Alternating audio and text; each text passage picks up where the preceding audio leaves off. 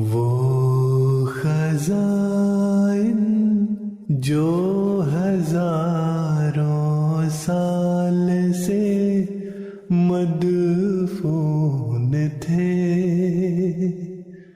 اب میں دیتا ہوں اگر کوئی ملے امیدوار، کوئی ملے امیدوار۔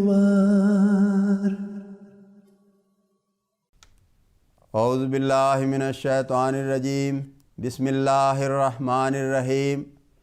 ملفوظات سیدنا حضرت اقدس مسیح موعود علیہ الصلوۃ والسلام۔ عصمت اور شفاعت۔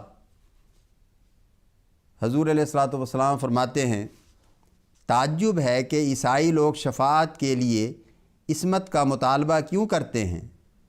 کیوں ان کے ہاں نری عصمت شفاعت کا موجب نہیں ہو سکتی، بلکہ شفاعت تب ہو سکتی ہے جب کہ شفیع معصوم ہو، اور پھر وہ ابن اللہ ہو، اور پھر صلیب پر لٹکایا جا کر ملعون ہو۔ جب تک یہ تثلیث عیسائی مذہب کے عقیدہ کے موافق قائم نہ ہو، شفیع نہیں ہو سکتا۔ پھر وہ عصمت ہی کیوں پکارتے ہیں؟ کیا اگر کوئی معصوم ان کے سامنے پیش کیا جاوے یا ثابت کر دیا جاوے تو وہ مان لیں گے کہ وہ شفیع ہے؟ ہرگز نہیں، بلکہ عیسائی عقیدہ کے موافق یہ ضروری ہے کہ وہ خدا بھی نہ ہو بلکہ ابن اللہ ہو، اور وہ مصلوب ہو کر جب تک ملعون نہ ہو لے ہرگز وہ شفیع نہیں ہو سکتا۔ پھر ایک اور بات قابل غور ہے کہ جب کہ یسوع خود خدا تھا اور اس لیے وہ علت العلل تھا، اور اس نے کل جہان کے گناہ بھی اپنے ذمے لیے، پھر وہ معصوم کیوں کر ہوا؟ اور گناہوں کا تذکرہ ہم چھوڑتے ہیں جو یہودی مورخوں اور فری تھنکروں یعنی آزاد خیال نے ان کی انجیل سے ثابت کیے ہیں، لیکن جب اس نے خود گناہ اٹھا لیے اور بوجہ علت العلل ہونے کے سارے گناہوں کا کرانے والا وہی ٹھہرا، تو پھر اسے معصوم قرار دینا عجیب دانشمندی ہے۔ پھر خدا کا نام معصوم نہیں، کیونکہ معصوم وہ ہے جس کا کوئی دوسرا عاصم ہو۔ خدا کا نام عاصم ہے، اس لیے جب شفاعت کے لیے ابنیت کی ضرورت ہے اور اس کے لیے بھی مصلوبیت کی لعنت ضروری ہے، تو یہ سارا تانا بانا ہی بنائے فاسد بر فاسد کا مصداق ہے۔ حقیقی اور سچی بات یہ ہے کہ جو میں نے پہلے بھی بیان کی تھی کہ شفیع کے لیے ضروری ہے کہ اول خدا تعالیٰ سے تعلق کامل ہو، تاکہ وہ خدا سے فیض کو حاصل کرے، اور پھر مخلوق سے شدید تعلق ہو تاکہ وہ فیض اور خیر جو وہ خدا سے حاصل کرتا ہے مخلوق کو پہنچاوے۔ جب تک یہ دونوں تعلق شدید نہ ہوں شفیع نہیں ہو سکتا۔ پھر اسی مسئلہ پر تیسری بحث قابل غور یہ ہے کہ جب تک نمونے نہ دیکھے جائیں کوئی مفید نتیجہ نہیں نکل سکتا، اور ساری بحثیں فرضی ہیں۔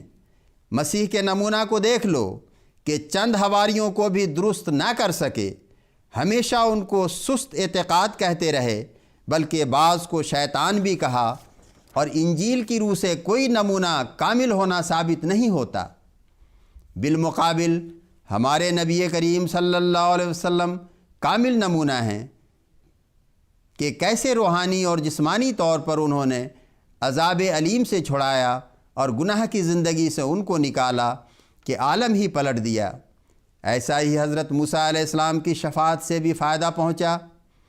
عیسائی جو مسیح کو مثیل موسیٰ قرار دیتے ہیں تو یہ ثابت نہیں کر سکتے کہ موسیٰ کی طرح انہوں نے گناہ سے قوم کو بچایا ہو، بلکہ ہم دیکھتے ہیں کہ مسیح کے بعد قوم کی حالت بہت ہی بگڑ گئی۔ اور اب بھی اگر کسی کو شک ہو تو لندن یا یورپ کے دوسرے شہروں میں جا کر دیکھ لے کہ آیا گناہ سے چھڑا دیا ہے یا پھنسا دیا ہے۔ اور یوں کہنے کو تو ایک چوڑا بھی کہہ سکتا ہے کہ بالمیک نے چھڑایا، مگر یہ نرے دعوے ہی دعوے ہیں جن کے ساتھ کوئی واضح ثبوت نہیں ہے۔ پس عیسائیوں کا یہ کہنا کہ مسیح چھڑانے کے لیے آیا تھا ایک خیالی بات ہے، جبکہ ہم دیکھتے ہیں کہ ان کے بعد قوم کی حالت بہت بگڑ گئی اور روحانیت سے بالکل دور جا پڑی۔ ہاں، سچا شفیع اور کامل شفیع حضرت صلی اللہ علیہ وسلم ہیں، جنہوں نے قوم کو بت پرستی اور ہر قسم کے فسق و فجور کی گندگیوں اور ناپاکیوں سے نکال کر اعلیٰ درجہ کی قوم بنا دیا۔ اور پھر اس کا ثبوت یہ ہے کہ ہر زمانہ میں آپ صلی اللہ علیہ وسلم کی پاکیزگی اور صداقت کے ثبوت کے لیے اللہ تعالیٰ نمونہ بھیج دیتا ہے۔ اس کے بعد استغفار کا مسئلہ بھی قابل غور ہے۔ عیسائیوں نے اپنی جہالت اور نادانی سے اس پاک اصول پر بھی نکتہ چینی کی ہے، حالانکہ یہ انسان کی طبعی منزلوں میں سے ایک منزل ہے۔ جاننا چاہیے کہ اللہ تعالیٰ نے قرآن شریف میں 2 نام پیش کیے ہیں، الحیو اور القیوم۔ الحیو کے معنی ہیں خود زندہ اور دوسروں کو زندگی عطا کرنے والا، القیوم خود قائم اور دوسروں کے قیام کا اصلی باعث۔ ہر ایک چیز کا ظاہری باطنی قیام اور زندگی انہی دونوں صفات کے طفیل سے ہے۔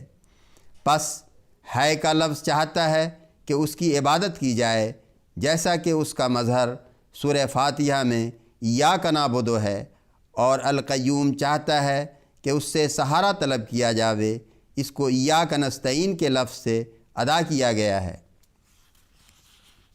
ہے کا لفظ عبادت کو اس لیے چاہتا ہے کہ اس نے پیدا کیا اور پھر پیدا کر کے چھوڑ نہیں دیا، جیسے مثلاً معمار جس نے عمارت کو بنایا ہے، اس کے مر جانے سے عمارت کا کوئی حرج نہیں ہے، مگر انسان کو خدا کی ضرورت ہر حال میں لاحق رہتی ہے، اس لیے ضروری ہوا کہ خدا سے طاقت طلب کرتے رہیں، اور یہی استغفار ہے۔ اصل حقیقت تو استغفار کی یہ ہے، پھر اس کو وسیع کر کے ان لوگوں کے لیے کیا گیا ہے کہ جو گناہ کرتے ہیں ان کے برے نتائج سے محفوظ رکھا جاوے، لیکن اصل بات یہ ہے کہ انسانی کمزوریوں سے بچایا جاوے۔ پس جو شخص انسان ہو کر استغفار کی ضرورت نہیں سمجھتا، وہ بے ادب اور دہریہ ہے۔ اللہم صلی علی محمد وآل محمد وبارک وسلم انک حمید مجید۔